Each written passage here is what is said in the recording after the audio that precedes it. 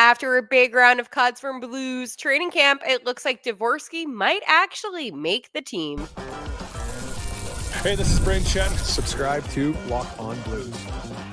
You're Locked On Blues, your daily podcast on the St. Louis Blues. Part of the Locked On Podcast Network, your team every day. And welcome back to Locked On Blues. And most importantly, I am back on my computer. After a month, I got fixed, so we're good. We're in business again. But we're going to talk about a lot of things. The Blues had a big round of cuts from training camp, assigning 18-plus players to the AHL and their respective teams in juniors. And we need to talk about Dvorský because he is still in training camp, and my cat is on the ceiling. Hold on once. We also have a Cam Fowler extension to talk about and the preseason game struggles. When are the Blues going to find a dub? We're going to talk all about that coming up here on Locked On Blues. But I do want to let you know that today's episode of Locked On Blues is brought to you by FanDuel. Download the FanDuel app now by visiting FanDuel.com and win $300 in bonus bets if your first $5 bet wins. I hope everybody is having a good Monday. We spoke on Saturday about the Cam Fowler extension. I was too excited. I thought to myself, whoa, the hockey gods are really in my corner, and they were definitely in my corner when it came up to Dvorský. Now, what I will say is this. After the loss to Chicago, Justin Carbonneau was spotted kind of saying his goodbyes to different teammates. And yes, he was amongst one of the 18 players. Actually, no, he was amongst one of the 20 players to get cut from Blues training camp as he was set to his respective team. And that is in the QMJHL. Also, my boy, Adam Juracek, he was sent again to his respective team, the Bradford OHL. And, listen, both Carbonneau and Juracek going back to, their junior teams, it's fine. I mean, honestly, I was really hoping that Carbs would be able to play at least a couple games in the NHL, just because, again, the NHL does have that rule where rookies can do that. However, that was not the case. However, 18 players were signed to the AHL affiliate, which is the Springfield Thunderbirds. Go T-Birds. And I'm a little upset because, some of these guys, you kind of root for the underdog. But some of the names include Nikita Alexandrov, Sam Bidden. I like Sam Bidden too. Hugh McGing, Matthew Pekka. I have to tell you, some of these guys, I feel for Patrick, Dylan Peterson, Simon Robertson, who's another guy that I like, Jacob Stansel. I was rooting for Stansel too. Sucks. Sam Stange, Natika Suzev, Christopher Reinger, along with see, the font's very small. That's why I struggle with this. Michael Bushinger, Quentin Burns, Marc-Andre Godet, Samuel Johansson, Anthony Kyer, and Will Cranley and Vadim. It sucks. It really does. And that's, I think, one of my things about all this is that obviously it's not easy to know that some of these guys' dreams are kind of coming to an end. And then today, Matt Loof and Corey Stunneman were also sent to Springfield. So with that being said, it makes me kind of think about one player in mind, and that is Dalibor Dvorský. Dvorský is one of those players that I really am rooting for to make the team, and I told you it's going to come down to the last couple of days of training camp. I think that this is actually going to be a tough decision for the organization, just because there's so many roster spots on opening night. For me personally, I feel like Snugs is really solidifying himself at camp, proving that he deserves a spot. But I mean, Dvorský scored the first goal against Chicago, and it was a beautiful goal. As we say in hockey, that was a beaut, and it definitely was a beaut. And I feel like he just adds an element to the game, which is so exciting. And for me, I personally feel like you can't justify him not making the team. I feel like he is one of those players that deserves an opportunity. And again, he sure didn't have the best showing in those 2 games last season up here. But Lou Korak, by the way, who does a great job writing for the Hockey News, posted today at camp, and he said after practice ended, Dylan Holloway and Dvorsky is still on the ice working on one-timers. And I think that goes to show the work ethic that both of these young guys have. And Dvorsky is putting in the work, and he's become like a fan favorite too, by the way. And another player too, is Captain Braden Shen was also working with Dvorsky after practice today. So it doesn't really necessarily make sense to me why, in a sense, he wouldn't make the team. Now, here's the problem. Well, not problem per se, but let me go read you who was still at camp. So for the forwards, we have Bushi, Thomas, Snugs, Neighbor, Shen, Stens. That's another on Stenberg. I feel like that's kind of being a little bit overshadowed by Dvorsky. Walker, Sonny. By the way, congratulations to the Sunquist family. Oscar and his beautiful wife announced that they're having a baby girl. So congratulations to the Sunquists. Anyways, Mojo, Halls, Suits, not Ryan, Pius. Kairu, Dorochenko, Buxad, Texier, Luchik, Dvorsky, and then Kazi. I was going to say a cool nickname. I was going to say Kaz, but I don't think many people know. Kazmiomaki. And then defense, we have Fouls, Pareko, Loof, but Loof got obviously sent back today. No, did he get sent back? Wait, hold on. I'm getting these emails, and I need to make sure. No, that was Luff. Loof is still on the. Yeah, Loof is still good.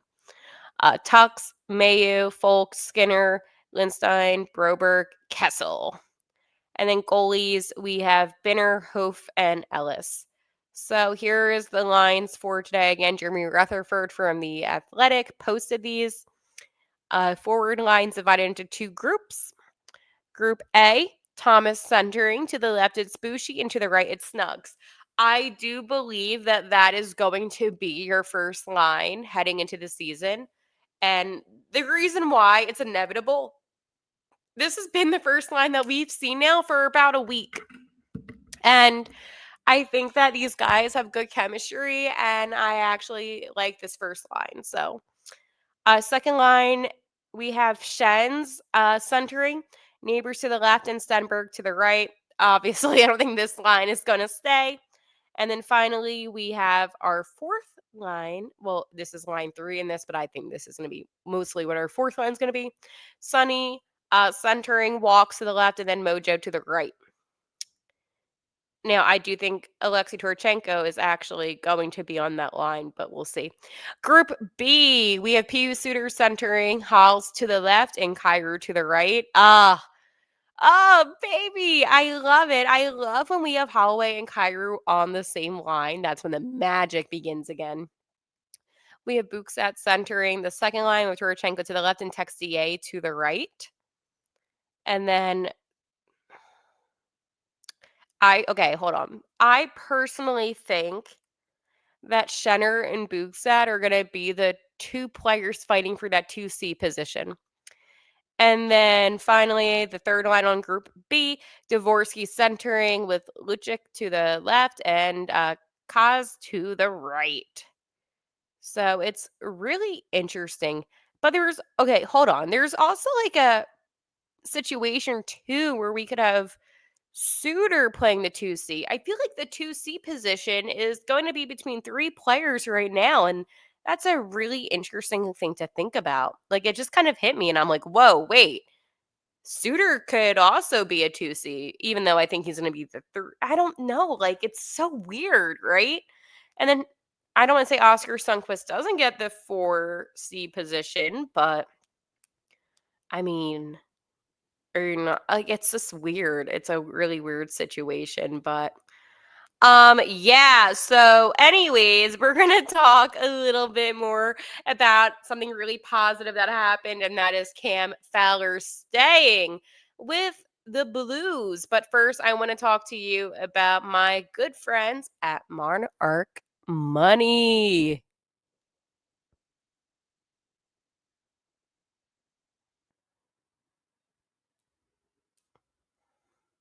Most people can't name all their financial accounts or even what they're worth, whether it's 401ks, properties, or investments. And when you don't have the full picture, you can end up leaving money on the table. That's why there is Monarch Money. It's an all in one personal finance tool that brings your entire financial life together in one clean, easy to use interface on your laptop or your phone. Monarch is built for people with busy lives, and if you've put off organizing your finances, Monarch is for you.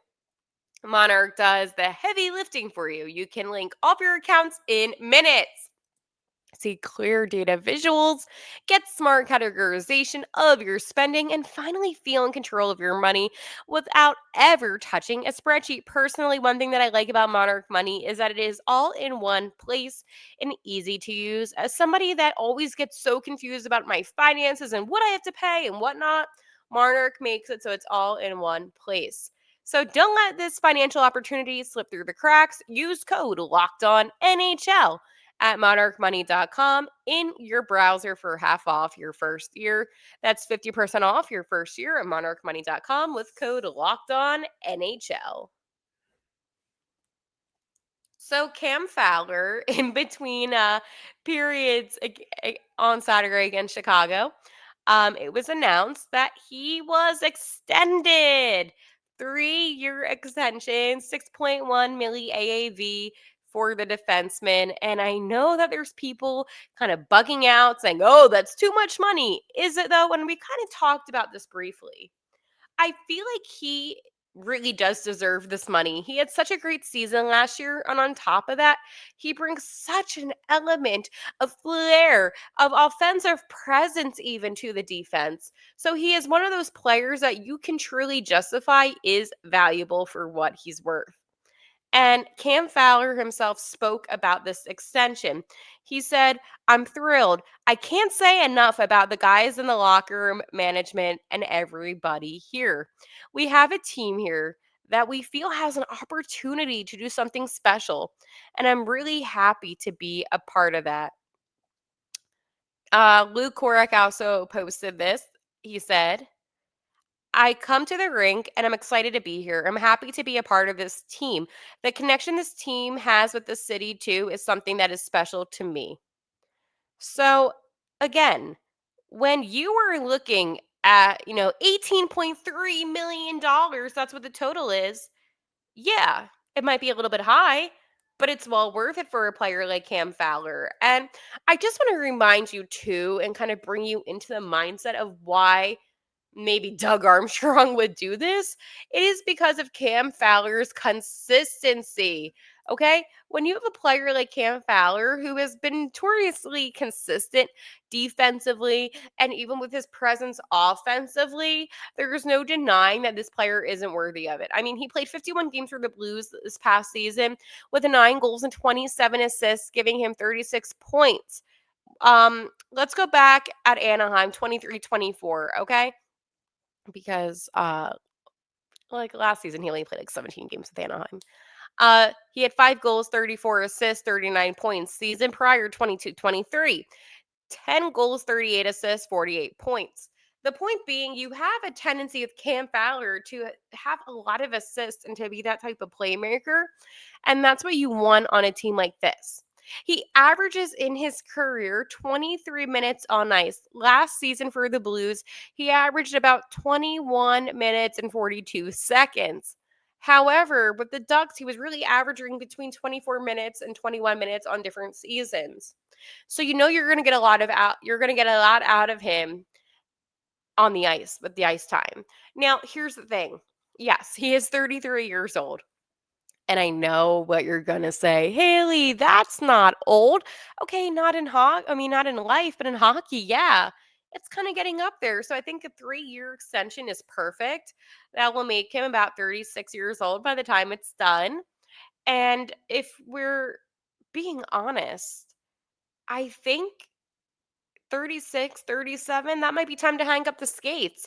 But with this team and with the talent on this team, you have to think to yourself, this is an opportunity to try to eventually become a cup contending team within the next couple seasons. I mean, you have other players on the Blues, and I know this actually might sound kind of bad, and I'm not trying to be negative today. I'm trying to be positive, but when you look at one of your better players on the team, and yes, he's a guy in net, it's Jordan Binnington. He is 32 years old. And I understand that a lot of people might be wondering, okay, well, when when's he going to hang up the skates? Right? How long will he be able to play? And I think that's a very valid question. I think there's points where you have to question how long can a player last in the National Hockey League? Luckily for goalies, they can last a little bit longer than you would say your skaters on the ice. However, you don't want to jeopardize by gambling. Oh, will he be okay? Will he not be okay? You have to take it for what it is. It's just really interesting to me is that I don't understand why people are upset about this signing and this extension. I really do feel like it's not a bad signing. I feel like it's well worth the money. And then we have people saying, what about Holloway and Broberg and their extension? Okay, do you think Doug Armstrong doesn't have a plan? Of course he has a plan.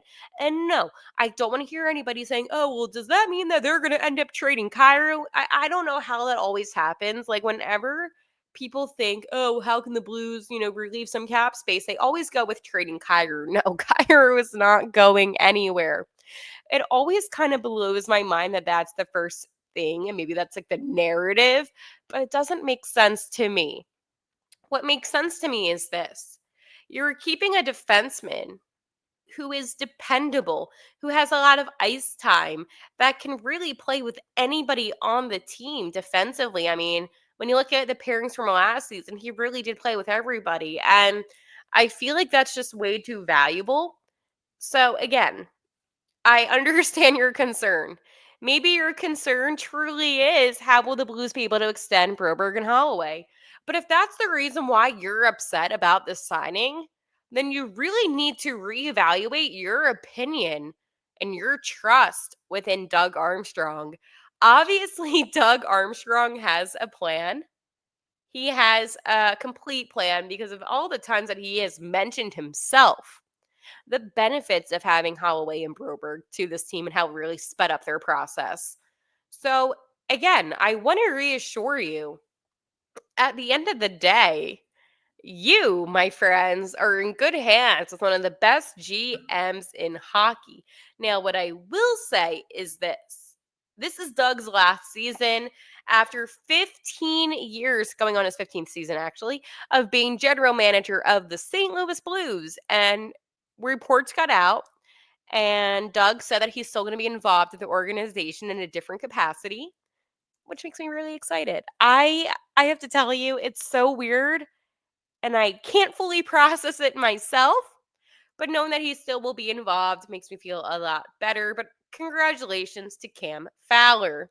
I want to talk to you about my friends over at FanDuel. The NFL season is here, and FanDuel has an offer you don't want to miss. Right now, new customers can bet just $5 and get 300 in bonus bets if you win.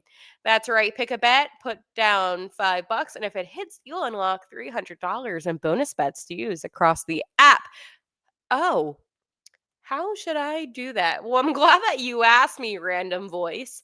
Last week, I told you Dallas Goddard, anytime touchdown, he had two. I told you Eagles money line, and you would have won. So this week, I'm going to cook up something nice for you, but you have to stay until later in the week because I'm telling you, When you bet with me, you're always going to win. So this is what you need to do. What are you waiting for? Visit FanDuel.com to download the FanDuel app today and get started. Will the St. Louis Blues ever win a preseason game? That is a question that many of us are probably thinking after the Blues lost their first 3 preseason games. Luckily, the Blues are back in action tomorrow night at home ice again to host the Dallas Stars. Now, what I will say is this: I want to reassure you, my friends, my Blues family, anybody who's watching this podcast, that the Blues will be in a more successful situation tomorrow night, considering that most of their training camp roster right now is NHL ready players, okay? So you're going to see a different level of hockey. I am sure tomorrow night we're going to see on the same line again Hals and Kyra. We're going to probably see Thomas out. Maybe we'll see Hofer get the start. Either way, I think we're going to see more of an NHL ready to go team. An opening night type of team might come in a couple of games. I think that right now you still have to focus on just making sure you have the AHL players sent down that you want to send down. So I'm sure they're going to take a look at Dvorsky, Stenberg, and those guys, right? You also were hosting the Ottawa Senators on Thursday night. And then your final preseason game, crazy enough, will be this upcoming Saturday at Chicago. So you have 3 preseason games left. So half of your preseason games are already completed. You had a 2-1 shootout loss to the Stars. You had a 4-1 loss to the Blue Jackets. And then most recently, you had a 4-2 loss to the Blackhawks, where the Hawks were able to get all 4 of their goals in the final frame. Of course, they had an empty netter. So right now, the Blues, first off, haven't been able to score more than 2 goals in a game. And they also haven't been able to find a victory. Oh, I'm annoyed. See, like when you look at the Blues' like schedule, it always likes to show you last year. Now I'm seeing Winnipeg wins 4-3 in this series. Like, no, like shut up. That annoyed me. I'm sorry. That put me in a bad mood. But you have half of your preseason games left. A lot of teams haven't made the type of cuts that the Blues have made yet. Sending 18 guys back to the AHL after Saturday's contest yesterday, and then of course today sending a couple more. It just goes to show that this team just wants their opening night roster to be completed as soon as possible so they can prepare for the Wild. And that's going to be a game that's going to be difficult.